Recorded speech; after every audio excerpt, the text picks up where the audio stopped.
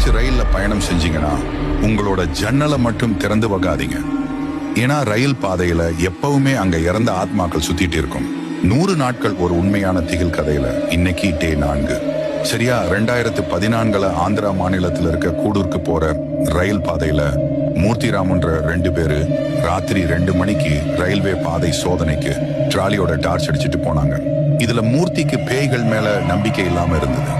அப்போ இவங்க சோதனை பண்ணிட்டே இருக்கும்போது ஒரு பொண்ணு ரயில்வே ட்ராக்ல நீளமான முடியோட தலைய குனிஞ்சிட்டு ரொம்ப வினோதமா அந்த டைம்ல உட்காந்துட்டு இருந்தா. இத பார்த்த மூர்த்தி, யாருமா நீ? ரயில் விபத்தாகி அடிபட்டுருச்சா இல்ல குடிச்சிருக்கியான்னு கேட்டுக்கிட்டு முன்னாடி போனாரு. இதுக்கு ரவி, டேய் பேசுறத நிப்பாட்டுடா, அது மனுஷனே இல்ல, நாங்க முன்னாடி அதை பார்த்திருக்கோம்னு சொல்றாரு. ஆனா அதை அவரு கேட்காம முன்னாடி போய் அந்த பொண்ணை கூப்பிட்டதும் அது தன்னோட மூஞ்சி அவகிட்ட காமிச்சிருக்கு. அதோட மூஞ்சி சிதஞ்சி போய் ரொம்ப கொடூரமா இருந்திருக்கு. இத பார்த்த பயத்துல 2 பேரும் ட்ராலிய வேகமா தள்ளிட்டு அங்கிருந்து ஓடி வந்திருக்கிறாங்க.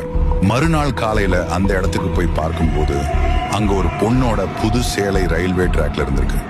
ஆனா விசாரிச்சு பார்க்கும்போது அன்னைக்கு ராத்திரி எந்த ஒரு விபத்து நடக்கல. இந்த சம்பவத்துக்கு பிறகு அந்த இடத்துக்கு ராத்திரி வேலை செய்யறவங்க தனியா போகவே மாட்டாங்களாம்.